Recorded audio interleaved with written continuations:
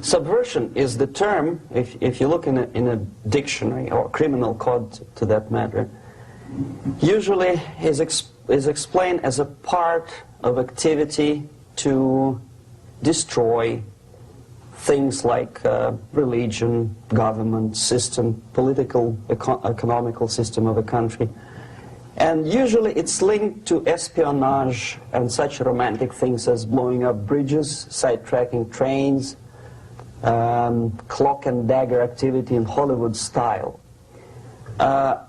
What I'm going to talk about now has absolutely nothing to do with the cliché of espionage or KGB activity of collecting information.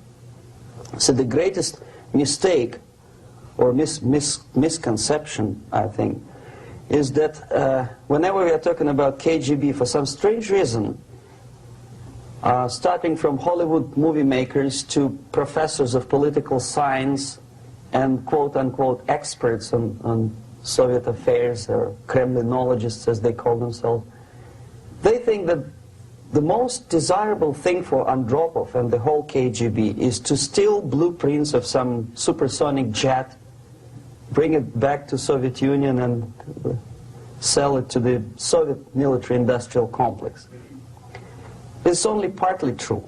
If we take the whole time, money, and manpower that the Soviet Union and KGB in particular spends outside of USSR border, we will discover, of course there are no official statistics unlike with CIA or FBI, that the espionage as such occupies only 10 to 15% of money, time, and manpower. 15% of the activity of KGB. The rest, 85%, is always subversion. And unlike a dictionary of English, Oxford Dictionary, subversion in Soviet terminology means always a destructive, aggressive activity aimed to destroy the country, nation, or geographical area of your enemy. So there's no romantics in there, absolutely. No blowing up bridges, no microfilms in Coca-Cola cans, nothing of that sort. No James Bond nonsense. It's most of this activity is overt, legitimate, and easily observable if you give yourself time and trouble to observe it. But according to the law and law enforcement systems of the Western civilization, it's not a crime. Exactly because of misconception, manipulation of terms. We think that subverter is a person who is going to blow up our beautiful bridges. No. Subverter is a student who comes for exchange, a diplomat, an actor, an artist, a journalist like myself was 10 years ago. Now, subversion is an activity which is a two-way traffic. You cannot subvert an enemy which doesn't want to be subverted. If you know history of Japan, for example, before 20th century, Japan was a closed society. The moment a foreign boat comes to the shores of Japan, the Imperial Japanese Army politely tells them to get lost. And if American salesman comes to the shore of Japan, let's say 60 or 70 years from now back, and says, oh, I have a very beautiful vacuum cleaner for you, with the good financing, he says, please leave us, we don't need your vacuum cleaner. If they don't leave, they shoot them to preserve their culture, ideology, traditions, values intact. You were not able to subvert Japan. You cannot subvert Soviet Union because the borders are closed. The media is censored by the government. The population is controlled by the KGB and internal police.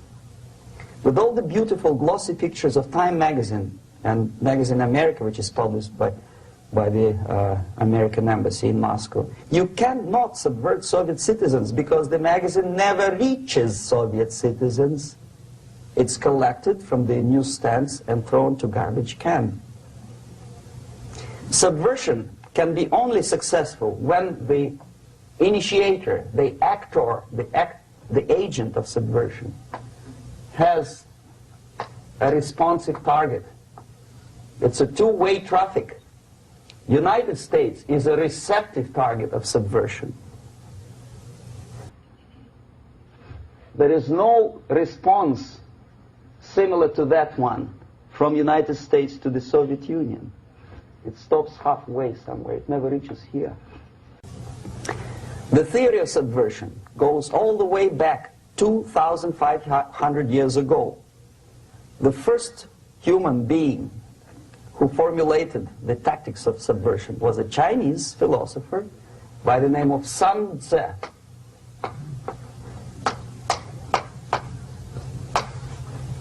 2,500 years BC. He was an advisor for several imperial courts in ancient China.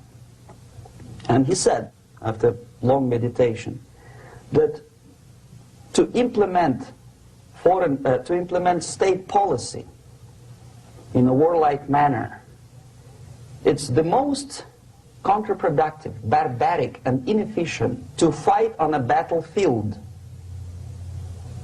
You know that war is continuation of state policy, right? So if you want successfully to implement your state policy and you start fighting, this is the most idiotic way to do it. The highest art of warfare is not to fight at all, but to subvert anything of value in the country of your enemy, until such time that the perception of reality of your enemy is screwed up to such an extent that he does not perceive you as an enemy, and that your system, your civilization, and your ambitions look to your enemy as an alternative, if not desirable, then at least feasible. Better red than dead. That's the ultimate purpose, the final stage of subversion, after which you can simply take your enemy without a single shot being fired, if the subversion is successful. This is basically what subversion is. As you see, not a single mentioning of blowing up bridges. Of course, Sun Tzu didn't know about blowing up bridges. Maybe there were not that many bridges at that time. But the basics of subversion is being taught to every student of KGB school in USSR and to officers of military academies.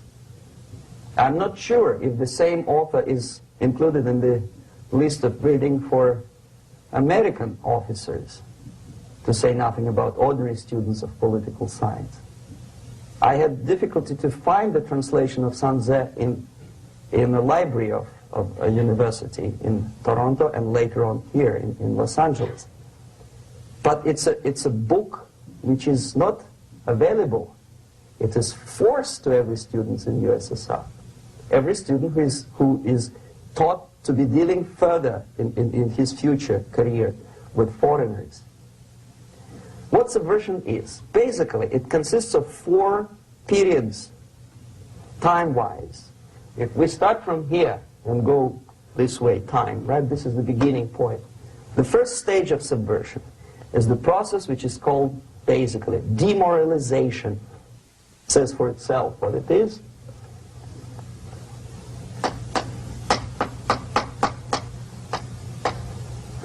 It takes from, say, 15 to 20 years to demoralize a society. Why 15 or 20 years? This is the time sufficient to educate one generation of students or children. One generation.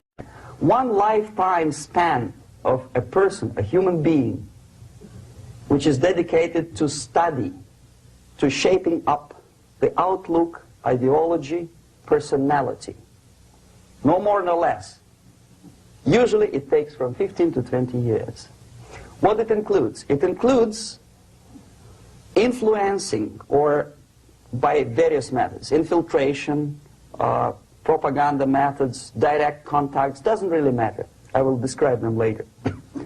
Of various areas where public opinion is formulated or shaped. Religion, educational system, social life, administration, law enforcement system, military, of course, and labor and employer relations, economy. Okay? 5 areas. I will not write them down because we will not have enough space. Sometimes when I describe all the methods, students ask me a question, are you sure this is the result of the Soviet influence?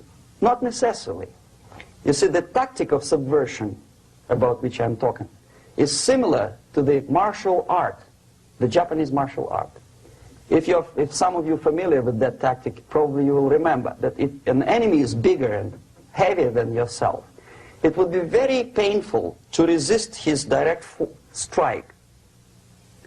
If a heavier person wants to strike me in the face, it would be very naive and counterproductive to stop his blow. The Chinese and Japanese judo art tells us what to do. First to avoid the strike, then to grab the fist and continue his movement in the direction where it was before, right? Until the enemy crashes in the wall. You see? So, what happens here? The target country obviously does something wrong. If it's a free democratic society, there are many different movements within the society. There obviously, in every society, there are people who are against this society. They may be simple criminals, ideologically in disagreement with the state policy, conscientious enemies, simply psychotic personalities who are against anything, right? And finally, there are a small group of agents of a foreign nation, bought, subverted, recruited, right? The moment all these movements will be directed in one direction, right? This is the time to catch that movement and to continue it until the movement forces the whole society into collapse, into crisis, right? So that's exactly the martial art tactic. We don't stop an enemy. We let him go. We help him to go in the direction we want them to go. Okay?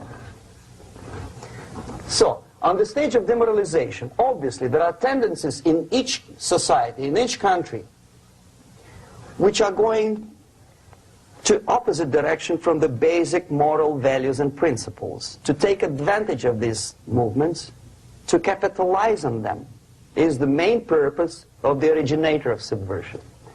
So we have religion, we have education, we have social life, we have power structure, we have labor relations, unions, and finally we have law and order. 1, 2, 3, 4, 5, 6. Okay? These are the areas of application of subversion. What it means exactly?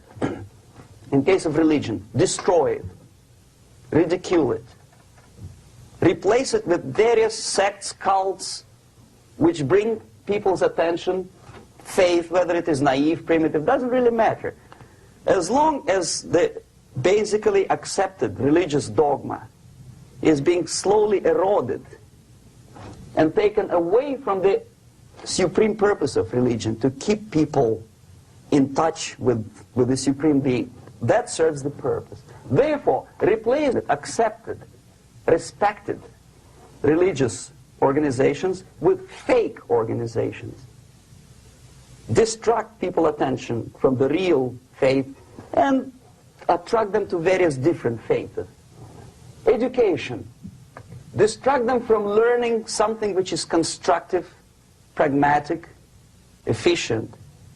Instead of mathematics, physics, foreign languages, chemistry, teach them history of urban warfare, natural food, home economy, your sexuality, anything, as long as it takes you away, okay, Social life.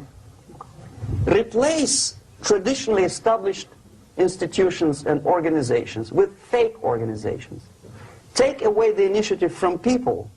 Take away the responsibility from naturally established links between individuals, group of individuals, and society at large, and replace them with artificially, bureaucratically controlled bodies. Instead of social life and friendship between neighbors, establish social workers institutions. People who are on payroll of whom?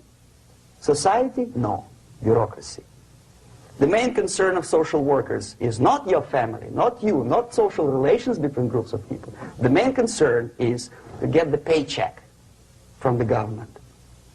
What will be the result of their social work doesn't really matter. They can develop all kind of concepts to show to the government and to the people that they're useful. Okay. Away from the natural links. Power structure. Okay. The natural bodies of administration, which are traditionally either elected by people at large or appointed by elected leaders of society, are being actively substituted by artificial bodies. The bodies of people, groups of people, whom nobody elected. Never. As a matter of fact, most of the people don't like them at all, and yet they exist. One of such group is media. Who elected them? How come they have so much power? Almost monopolistic power on your mind. They can rape your mind. But who elected them? How come they have a nerve to decide what is good and what is bad for the elected by you, president, and his administration? Who the hell are they? Spiro Agnew, who was hated by the liberal left, called them a bunch of enfeebled snobs. And that's exactly what they are. They think they know. They don't. The level of mediocrity. In a big establishment like New York Times, Los Angeles Times, major television network, you don't have to be excellent journalist. You have to be exactly a mediocre journalist. That's easier to survive. There's no competition anymore. You have your good, nice income, $100,000 a year. That's it. Whether you are better or worse doesn't really matter anymore. As soon as you're smiling to the camera and do your job. That's it. No more competition. Power structure slowly is eroded by the bodies and groups of people who do not have neither qualification nor the will of people to keep them in power, and yet they do have power. Okay. Together with that, there is another process. Law enforcement, law and order organization and structure is being eroded. For the last 20, 25 years, if you see old movies and new movies, you can see that in new movies, a policeman, an officer of the United States Army looks dumb, angry, psychotic, paranoid. A criminal looks nice, kind of, well, he smokes hash and shoots the whatever drug, but basically he's a nice human being. He's creative. And he's unproductive only because society oppresses him. Whereby a general of Pentagon is always, by definition, a war maniac. A policeman is a pig, rude policeman. He abuses his power. No? A generalization like that. The hatred, the mistrust to the people who are supposed to protect you and enforce law and order. Moral relativity. The Angelo Buono process lasted 2 years in Los Angeles. Relativity. The Angelo Buono process lasted 2 years in Los Angeles. And yet there are still some lawyers who say, look, he's a nice character, as a matter of fact. There was some witness who said, also a criminal, who said, well, he's a nice guy. I asked him one day to burn a house of my enemy, and he wouldn't do it. He's a nice fellow. Erosion. A slow substitution of basic moral principles, whereby a criminal is not a criminal, actually. He's a defendant. Even if his guilt is proven, there is still a doubt to kill or not to kill, to be or not to be. Thou shalt not kill, yes, but this line may not necessarily be applicable to a murderer. Thou shalt not murder, that should be the presumption, not that thou shalt not kill. Okay, labor relations. At this stage, within 15 to 20 years, we destroy the traditionally established links of bargaining between employer and employee.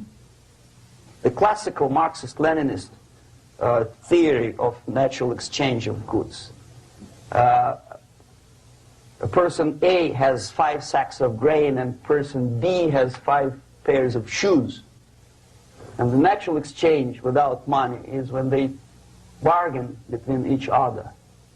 And only with the introduction of the third force, C, an entirely third foreign stranger who says, no, don't give him 5 sacks of grain, give it to me, and you give me your 5 pairs of shoes, and I will distribute it accordingly, so that the economy will go.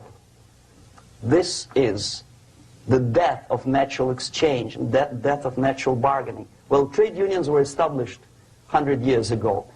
The objective was to improve working conditions and to protect the rights of workers from those employers who were abusing their right because they had more money. Objectively, at that time, initially, the trade union movement did work. What we see now is that the bargaining process is no longer resulting in the compromise, which is leading objectively to betterment of working conditions and increase of salary. What we see is that after each prolonged strike, the workers lose. Even if they have 10% increase of their salaries, they cannot catch up due to inflation and due to missed time. More than that, millions of people suffer from that strike because economy now is interdependent. It's intertwined like one body. If previously steel workers, say 100 years ago, could strike and nobody would suffer, now it's impossible anymore. If a garbage collector strikes today, the rest of the multi-million city is stinking. I mean, there's no more service. In Quebec, for example, we had the electricians who were on strike in the middle of winter. You can freeze your bottom, and they still were on strike. Did they catch up with the salary? No, they lost. Who benefited? The leaders of trade unions. What is the motivation for strike? Improving of a workers' condition? No, obviously it's not. Then what is it? Ideology. To prove to these capitalists. And the obedient horde of workers, like sheep, follow these people. And they cannot disobey. Why? Because if they do, you know what happens to them. Pickets, murders, shooting truck drivers by picketers. In Montreal, for example, I saw with my own eyes when I was correspondent of CBC, International, Canadian Broadcasting Corporation, when the workers of aircraft factory destroyed computers and the equipment in the factory. And the administration employed strike breakers. Their cars were turned upside down and burned.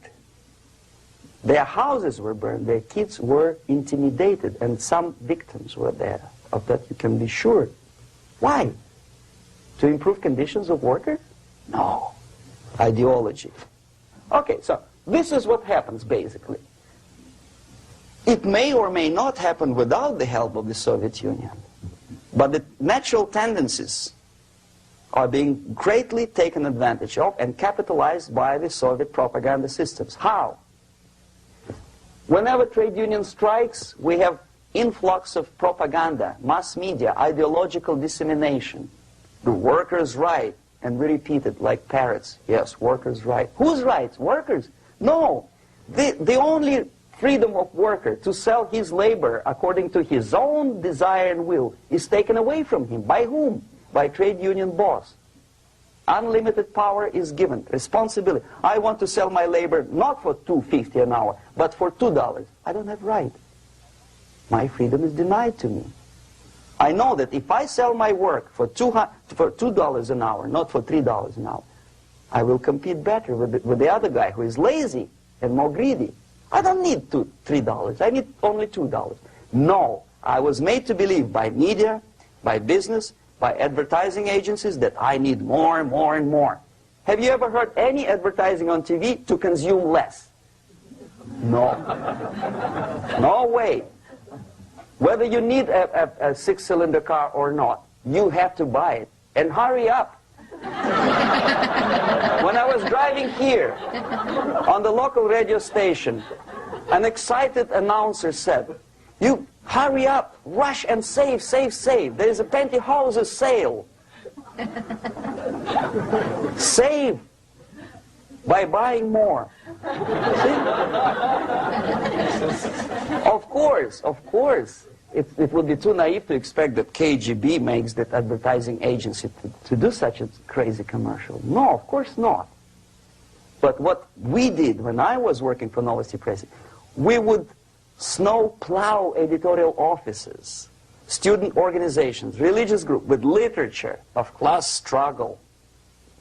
If not directly Marxism-Leninism propaganda, then a propaganda of the legitimate aspirations of working class, betterment of life, equality. Equality, mind you. President Kennedy once said, we will make America to believe that people are born equal. Are people born equal? Is there any mentioning in the Bible or any other holy scripture in any religion, if you don't believe me, go to the library and check it. There is not a single word about equality. Just the opposite. By your deeds, God will judge you. What you do is important. The merit of your personality. You cannot legislate equality. If you want to be equal, you have to be equal. You have to deserve it. And yet we build our society on the principle of equality. We say people are equal. We know it is false. It's a lie. Some people are tall and stupid. Others are short, bold, and clever.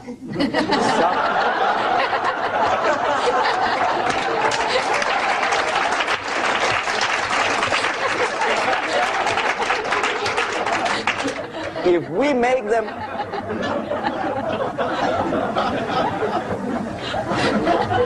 make them equal by force, if we put the principle of equality in the basis of our socio-political structure, it's the same thing as building a house on sand. Sooner or later it will collapse, and that's exactly what happens.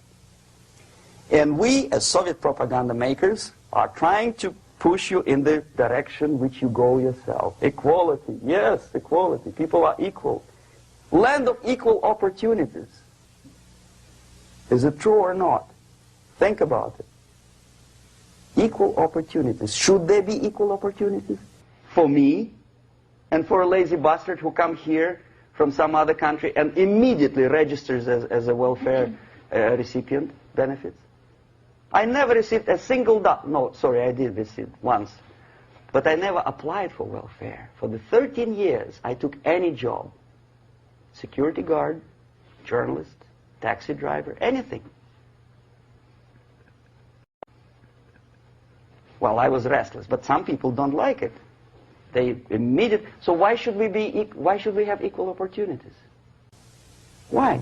The equal opportunity to excel. Equal opportunity in equal circumstances, yes, but you know people are different. To excel, yes, provided we reach the same level of excellency, perfection, which is hypothetical, distant future. Yes, maybe. But we know perfectly well that even with the best intentions, people could not be equal. Why should we have equality in the, say, legal system? Myself, I'm considering myself a law-abiding citizen, and a person who comes here to rob and shoot, say, the United States administration under Carter imported thousands of Cuban criminals. They were non-criminals, yet they were accepted. Do you think it's fair if myself and my wife from Philippines, who work like a, excuse me, horse as a lab technician in a hospital, should have the same rights as a criminal from Cuba? Why? And yet we repeat as parrots, equality, equality, equality. And the Soviet propaganda system helps us to believe that equality is something which is desirable. Democracy, as it was established by fathers of this country, of this system in the last century, is not equality. It's the system where different people, unequal people, have a chance to survive and help each other in constant competition, in constant perfection, not in equality, which is superimposed from a godfather or nice person in Washington, D.C. And the absolute equality exists in Soviet Union, quote-unquote equality. Everybody is equal in dirt, except some people are more equal than the others in Politburo. So, the moment you bring a country to the point of almost total demoralization, when nothing works anymore, when you are not sure whether it is right or wrong, good and bad, but there's no division between evil and good, when even the leaders of church sometimes say, well, violence for the sake of justice, especially social justice, is justified in countries like Nicaragua, El Salvador, well, maybe Rhodesia, and we listen to them and say, yeah, probably it's true. Is it true? No, it is not true. Violence is not justified, especially for the sake of quote-unquote social justice introduced by Marxist-Leninists, that is my former colleagues from Novosti Press Agency. Okay, so we reached that point. The next step is destabilization.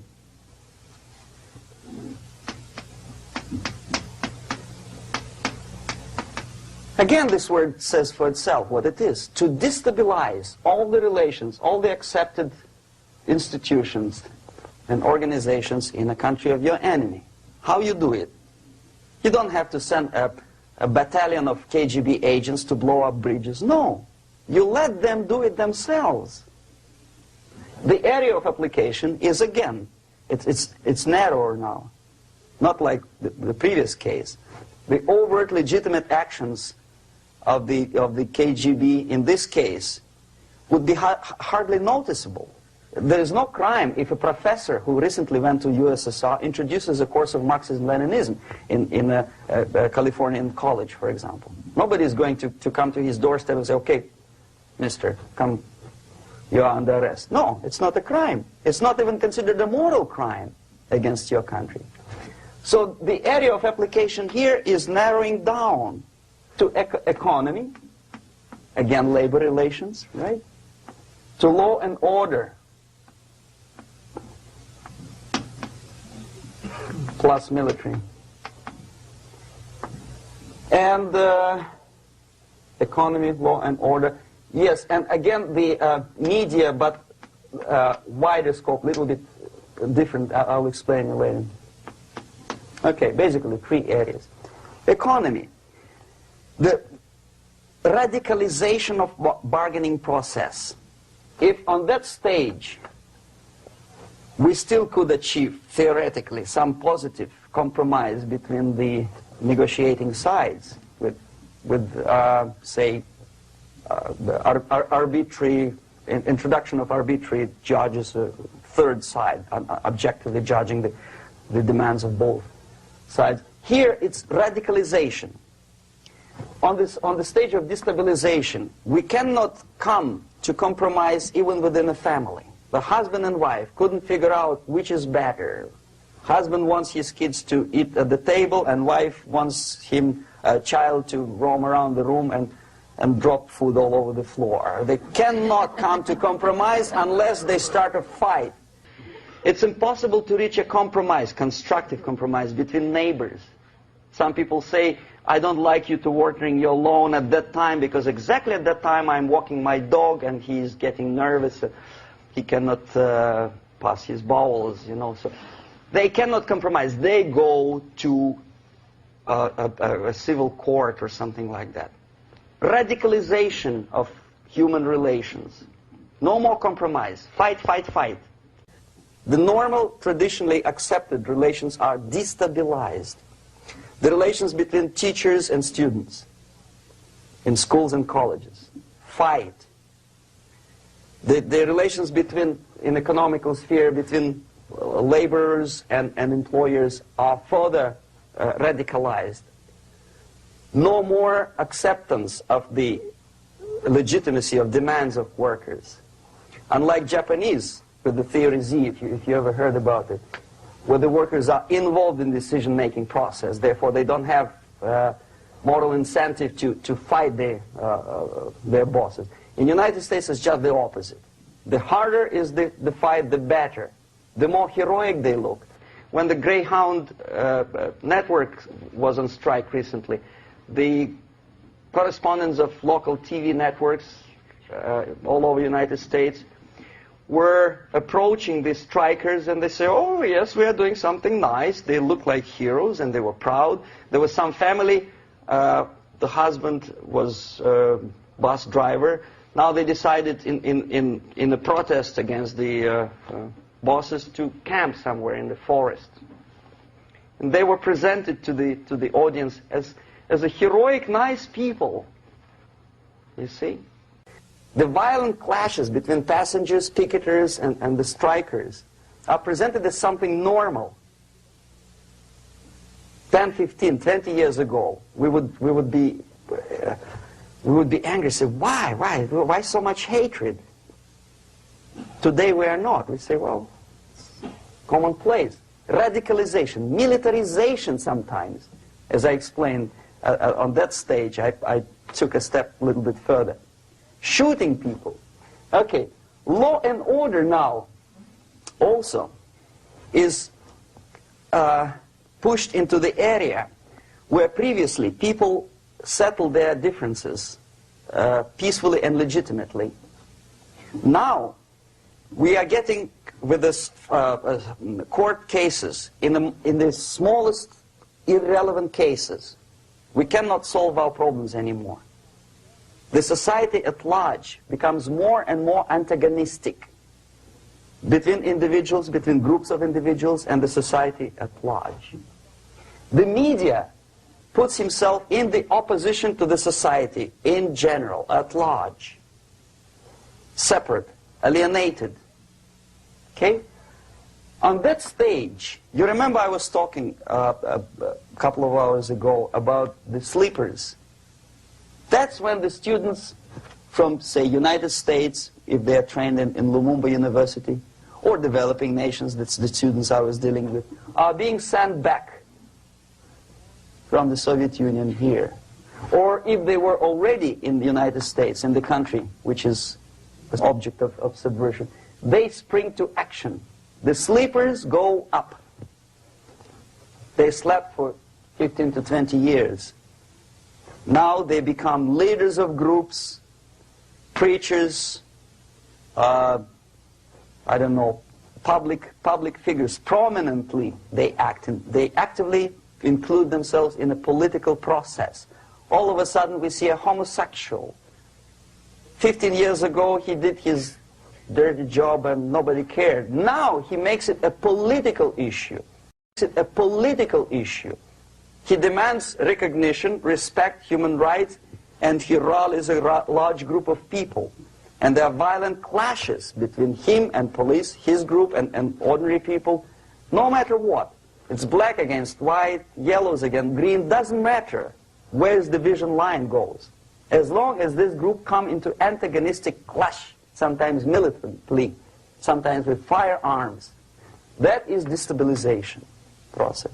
The sleepers, many of whom are simply KGB agents, become leaders of the process of destabilization. Doesn't mean that Comrade Andropov sends Comrade Ivanov to the United States. The person who takes care is already here. He is a respected citizen of the United States. Sometimes he gets money from various foundations for his legitimate struggle for, I don't know, human rights, women's rights, kid lib, prison lib, whatever. There are sympathetic Americans who donate their money to him. This stabilization process usually leads directly to the process of crisis. In case of developing nations, that's the area where I was active. The process starts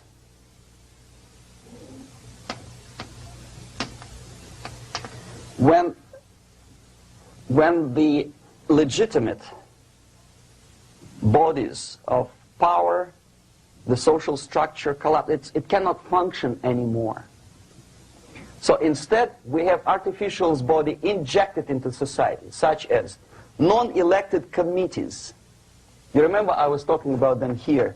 Social workers who are not elected by people, media who are self-appointed rulers of your opinion, some strange groups which claim that they know how to lead society forward. They don't usually. All they care is how to collect donations and sell their own concocted ideology, mixture of religion and ideology. Here, we have all this artificial body claiming power. If the power is denied to them, they take it by force. In case of Iran, for example, all of a sudden we have revolutionary committees. What kind of revolution? There was no revolution yet, and yet they had the committees.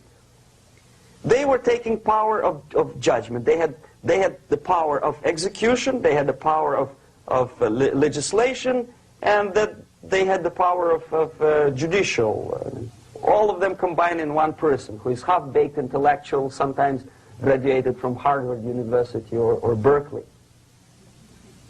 He comes back to his country and he thinks that he knows the answer to all the social, economical problems. Okay?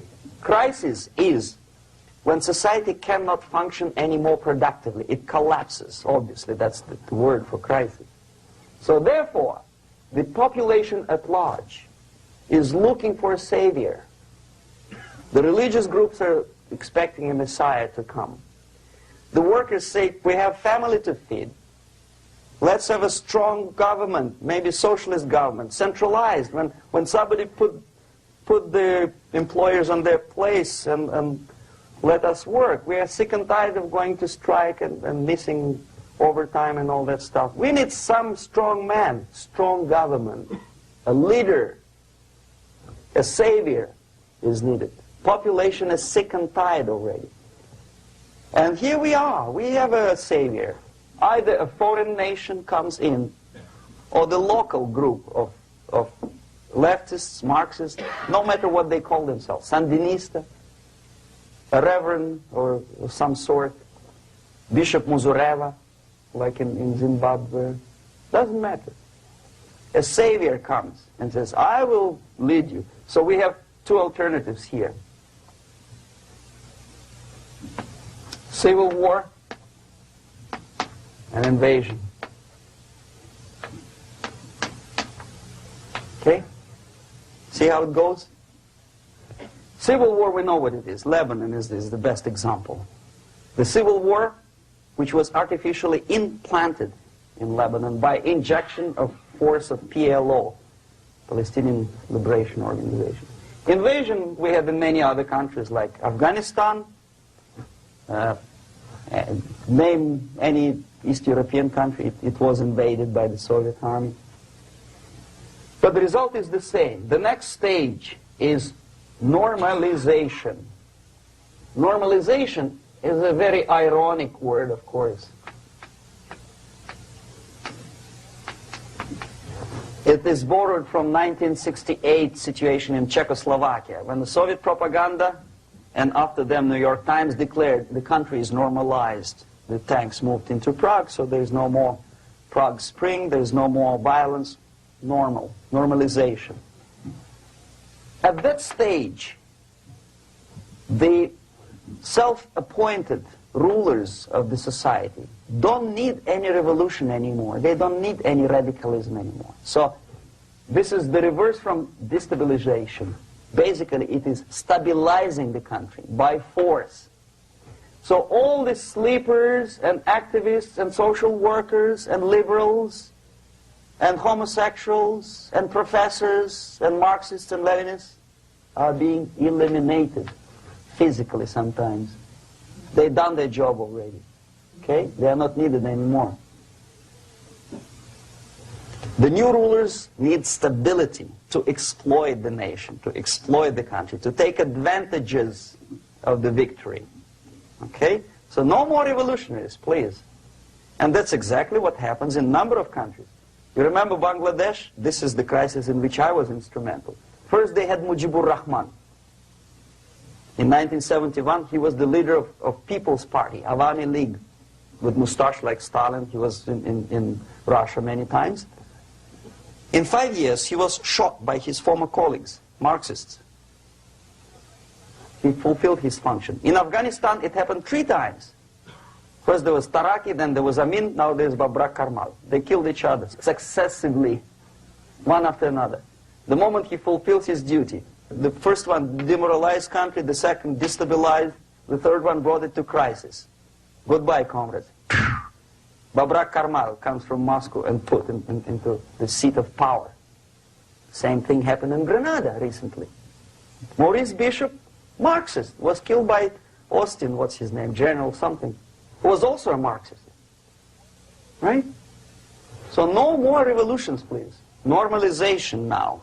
From now on, no more strikes, no more homosexuals, no more women lib, no more kid lib, no more lib, period.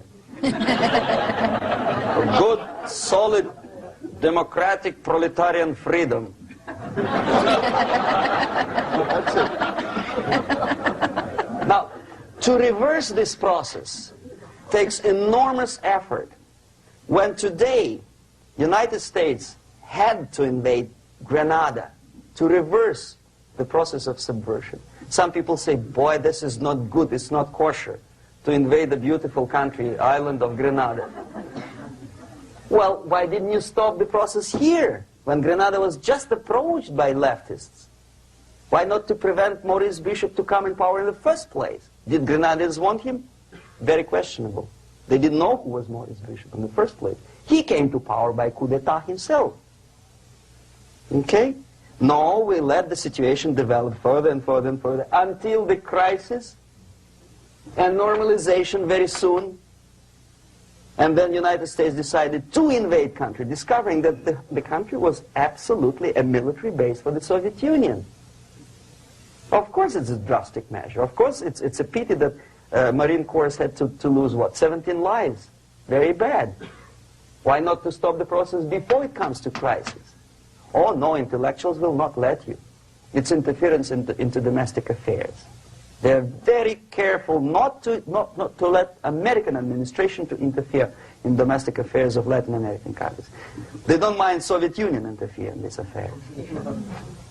Okay. So to reverse this process, from here, it takes only and always military force. No other force on earth can reverse this process at this point.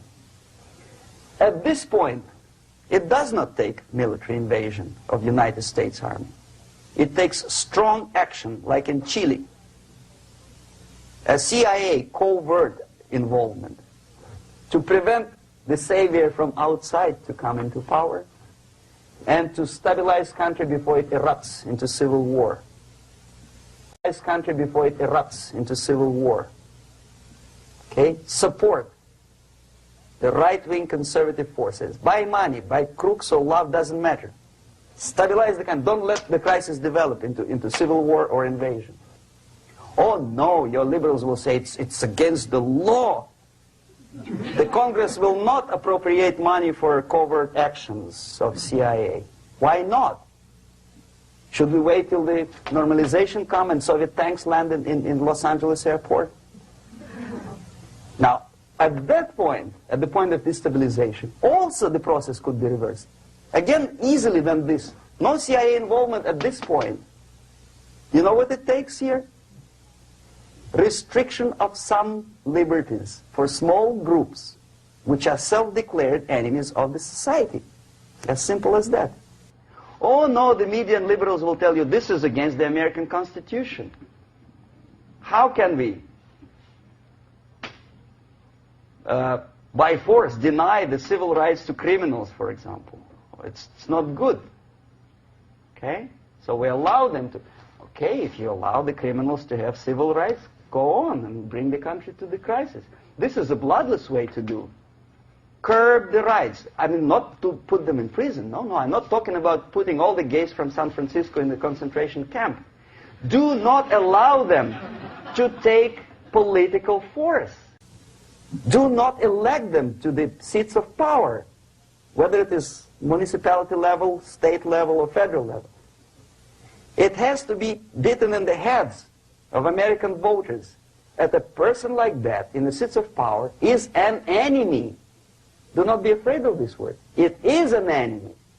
If he is not an enemy here, he will be here. Later on, he will be shot, of course. But at this point, he is an enemy. Okay?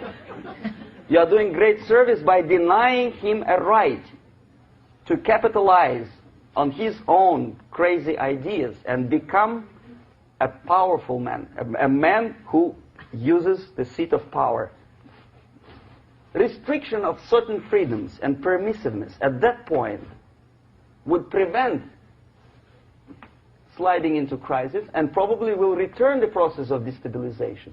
To curb unlimited power, monopolistic power of trade unions, here, at that point, would save economy from collapsing. To introduce a law to stop private companies of raping public opinion's mind in the direction of consumerism. No company must have a right to force you into buying more unless you want it. There must be a law. You want to advertise your car? Okay. But not a single mentioning of buying it now and saving money. It must be against the law to force people to consume more. Self-restraint. Previously, before this process started, the self-restraint was a business of church, religion. Because our preachers, the fathers of church, would tell us, material values are good, but it's not the prime function of human being. Because you have to live with something. Obviously, the design for our life is not to consume more deodorants. There must be something greater. If such a complicated instrument as human body was created, obviously there must be some higher purpose for that. And it's very easy to avoid destabilization by denying the greedy companies one little freedom, one little liberty, forcing you into turning yourself into processors of unwanted products and goods.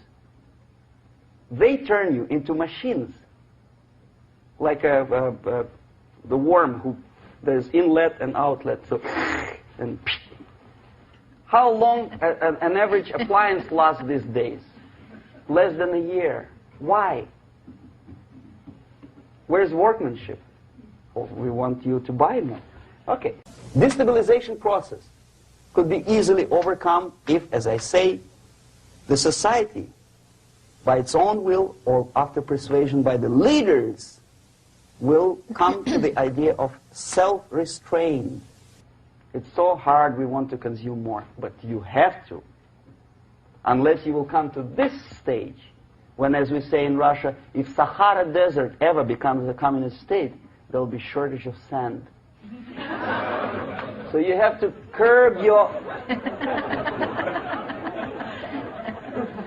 You have to curb your expectations at this point before it's too late. But no, we don't want to do it. Demoralization process. Again, it's the easiest thing to reverse.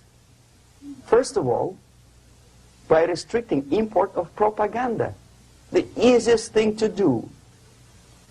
Unlimited, unrestrained import of Soviet literature, Soviet journalists, giving Soviet propaganda and ideological agitators equal time on American TV networks. It has to be stopped. And it's easy. They won't be offended, mind you. As a matter of fact, they will respect America more.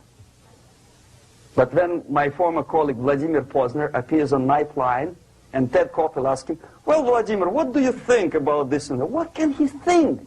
He is an instrument of propaganda. He thinks what Comrade Andropov tells him to think. He's just a nice, articulate mouthpiece of the Soviet subversion system. And Ted Koppel makes you believe that my friend Vladimir Posner thinks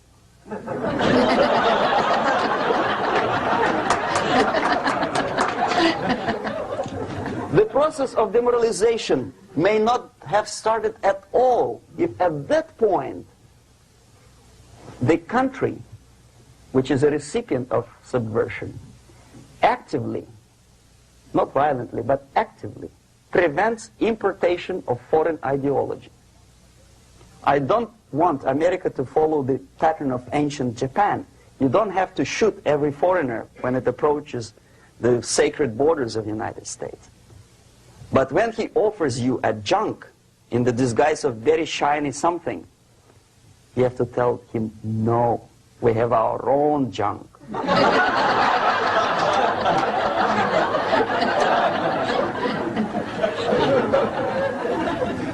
If at that point the society is strong, brave, and conscientious enough to stop importation of ideas which are foreign, then the whole chain of events could be prevented. Recently I've been to the Philippines, and I was shocked how in big cities like Manila, children listen to deafening music. A melodious nation with long traditions of good, nice ethnic music, introduced by Spanish long time ago, maybe 2 centuries, 3 centuries ago, I don't remember how long. All of a sudden listen to musical garbage, blasting their radios at full blast, at full volume. Why? In India, I spent many years watching the reactions of Indians walking out of movie theaters after seeing Hollywood production. They couldn't figure out why Americans are so wasteful. They smash their cars, their shiny cars, every 5 minutes. How come they shoot each other for $500,000? Is it true that they're so obsessed with sex? Can you imagine showing a movie where each 5 minutes there's a copulation on the screen to a country like India with long tradition of respect to these private matters, or to Pakistan? And United States expect these people to respect you? No way. Oh yes, they will see the movie, they'll pay 5 rupees to see that garbage, but they walk out and will tell their kids, don't respect Americans, don't be like Americans. See? So, the process of demoralization could be stopped right here, both as an expert and as an import. And that takes one step, one very important thing to do. You don't have to expel all the KGB agents from Washington, D.C. The most difficult and at the same time the simplest answer to the subversion is to start it here and even before,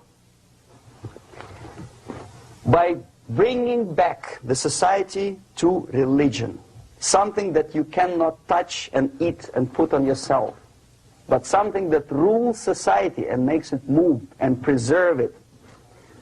A Soviet scientist, Shafarevich, who has nothing to do with religion, he is a computer scientist, did a very intensive research on the history of socialist countries. He calls socialist or communist any country with a centralized economy and a pyramidal style of power structure.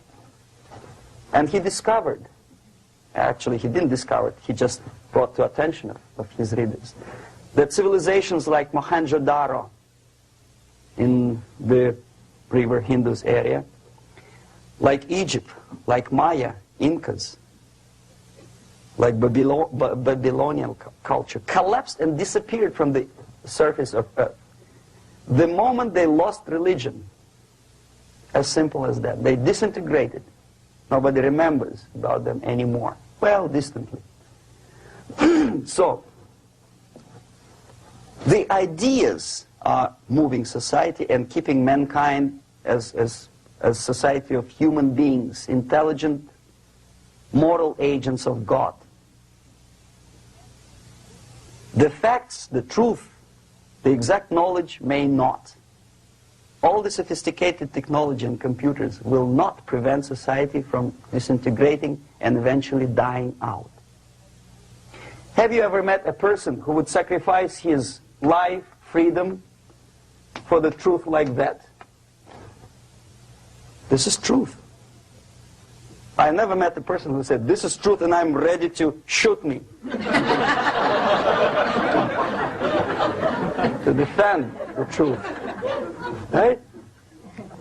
But millions sacrifice their life, freedom, comfort, everything for things like God.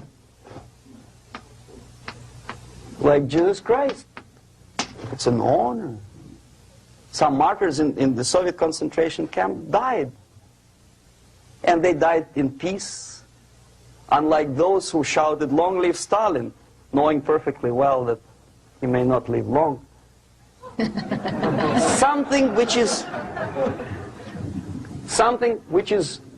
not material moves society and helps it to survive.